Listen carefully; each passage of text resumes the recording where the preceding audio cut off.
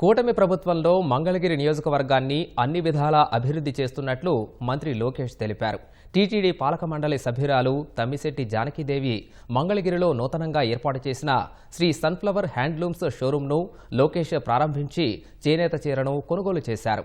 ప్రభుత్వ చెరువు కొండపోరంబోకు రైల్వే భూముల్లో దశాబ్దాలుగా నివాసముంటున్న వారికి పట్టాల పంపిణీ కసరత్తు ప్రారంభమైందని మంత్రి చెప్పారు. కార్పొరేట్ హాస్పిటల్స్కు ధీటుగా మంగళగిరిలో అత్యాధునిక సౌకర్యాలతో 100 పడకల ఆసుపత్రిని నిర్మిస్తున్నామన్నారు.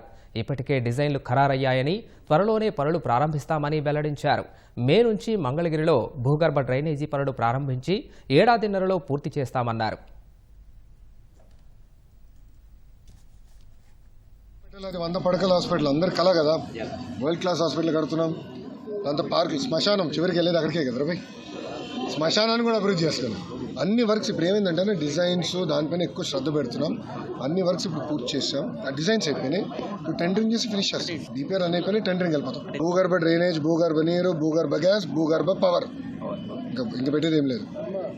మంగళగిరికి ఏదైతే ఎంక్రోచ్మెంట్స్ ఉన్నాయో అది రెగ్యులరైజేషన్ చేస్తాను హామీ ఇచ్చా. నేను ఆ రోజే చెప్పా, ఫస్ట్ కొన్ని ఈజీగా అయ్యే ఉంటాయి, దాని తర్వాత మనకి ఎండోమెంటు ఇది టైం పడుతుంది. ఇది రైల్వే అశ్విని వైష్ణవ్ గారితో కూడా మాట్లాడి ఆయన ఒప్పుకున్నాడు. దాన్ని కూడా ఆయన లెటర్ కూడా పంపించాను. ఆ ప్రక్రియ ప్రారంభిస్తున్నాం. దాని తర్వాత నేను చెప్పింది ఏంటంటే ఫారెస్ట్ కాలం ఇది టైం పడుతుందని ఆనాడు చెప్పి మినిమం 2 years పడుతుందని చెప్పి టైం పడుతుంది, కానీ నేను చేస్తాను.